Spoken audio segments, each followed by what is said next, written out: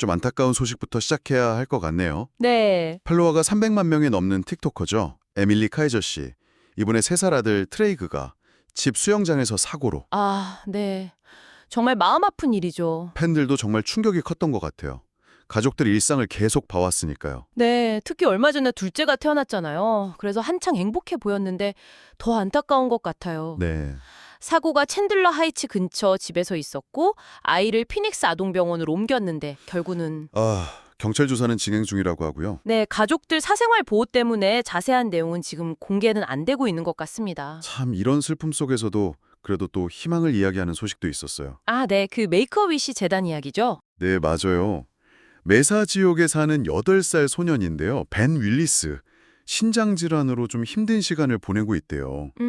근데 이 아이 소원을 메이커 위시 재단에서 들어준 거죠. 애리조나 다이아몬드백스 팀하고 하루를 보냈다고요. 와, 정말 좋았겠네요. 네, 네, 그거 보니까 자기가 제일 좋아하는 선수 케텔 마르테 선수도 직접 만나고 네네. 심지어 등번호 4번 달고 이름도 벤 윌리스탁 새겨진 유니폼에 라커룸까지 명예선수로 임명됐더라고요. 와, 시구도 하고 경기도 봤다고 하고요. 네, 벤 아버지가 그러시는데 아이가 투병할 때 다이아몬드백스 경기 보면서 힘을 많이 얻었다고. 아, 언젠가는 마르테 선수처럼 베이스를 돌고 싶어 했다는데 이런 경험이 진짜 큰 힘이 될 것 같아요. 그렇죠. 지금 그 소원의 여름 캠페인인가요? 그걸로 벤처럼 소원 성취 기다리는 아이들이 550명 넘게 있다고 하더라고요. 다음 이야기는 진짜 좀 믿기 힘든 얘기인데 네, 어떤 거죠? 파운틴힐스 소방서에 앤디 헉스터블이라는 소방관분이요. 퀸크릭에 있는 집에서 소방서까지 왕복 125마일. 125마일이요? 네. 키로로 하면 거의 200km잖아요. 이걸 자전거로 출퇴근하신대요. 네, 자전거로요? 왕복 200km를? 네. 편도만 75마일, 그러니까 120km고 4시간이 걸린다고 합니다. 이게 가능한가요? 와, 저도 처음에 듣고 진짜 놀랐어요.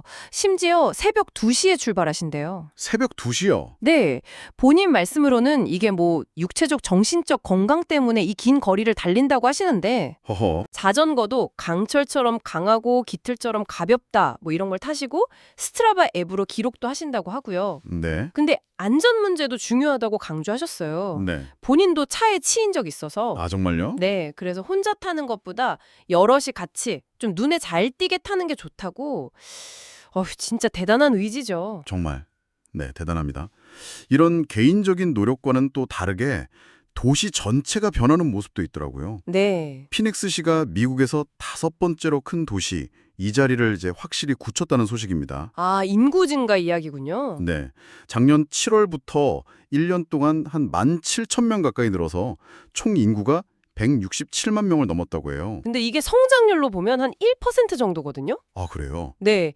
이게 애리조나 안에 있는 다른 도시들하고 비교하면 오히려 좀 낮은 편이에요. 오, 의외네요. 네, 특히 아까 그 소방관분 사시는 퀸크릭 있잖아요. 네네. 거기는 애리조나에서 연간 인구 성장률 1위예요. 엄청 빠르게 크고 있는 거죠. 피닉스랑은 또 다른 양상이네요. 자, 이번엔 교육계 소식인데요. 그랜드 캐년 대학교, GCU요. 아, GCU. 작년에 좀 시끄러웠죠. 네, 작년에 연방교육부가 벌금을 엄청나게 부과했었잖아요. 3,770만 달러. 네, 맞아요. 박사과정 비용을 속여서 광고했다, 뭐 이런 이유였죠. 그렇죠. 근데 이번에 그 벌금이 취소되었다고요? 네, 맞습니다. 교육부는 뭐 과거된 것보다 훨씬 많은 비용을 내야 했다 이렇게 주장을 했었는데 GCU 쪽에서는 처음부터 계속 우리는 잘못 없다 강력하게 부인하면서 항소했었거든요. 네. 근데 이번에 그게 받아들여져서 벌금이 취소됐고 법적 다툼이 일단 마무리된 것 같습니다. 아하. 당시 그 브라이언 뮬러 총장은 이게 GCU가 미국에서 2번째로 큰 기독교 대학이라서 표적이 된 거 아니냐 뭐 이런 이야기도 했었죠. 네, 그런 말도 있었죠. 양쪽 입장이 꽤 팽팽했던 걸로 기억합니다. 네, 그랬습니다. 자, 마지막 이야기는 앞선 소식들하고는 또 분위기가 다른데요. 주민들이 실제 겪는 불편함에 대한 이야기입니다. 네, 어떤 내용인가요? 피닉스에 사는 호세 푸올 씨하고 그 이웃들 이야기인데요. 작년 9월에 교통사고로 공동 우편함이 망가졌대요. 아, 그 클러스터 박스요? 네, 맞아요.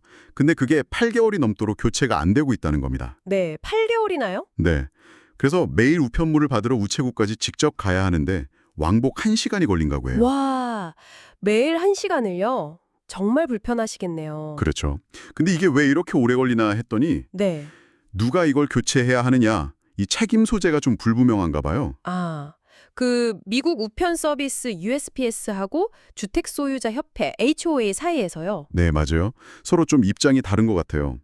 푸올시 HOA 규약에는 뭐 협회가 USPS 규정에 따라 우편함을 유지 관리한다 이렇게 써 있긴 한데 네. 이게 뭐 해석이 다른 건지 어쩐 건지. 참 답답한 노릇이네요. 네. 지금 USPS가 조사 중이라고 하니까 결과를 좀 기다려봐야 할 것 같은데 푸올시는 특히 연로하신 어머님 약 배달 때문에 매일 우체국 가는 게 너무 힘들다고 하소연하고 계시더라고요. 약 배달 문제까지 있으면 정말 심각하네요. 빨리 해결이 돼야 할 텐데요. 네, 정말 그렇습니다.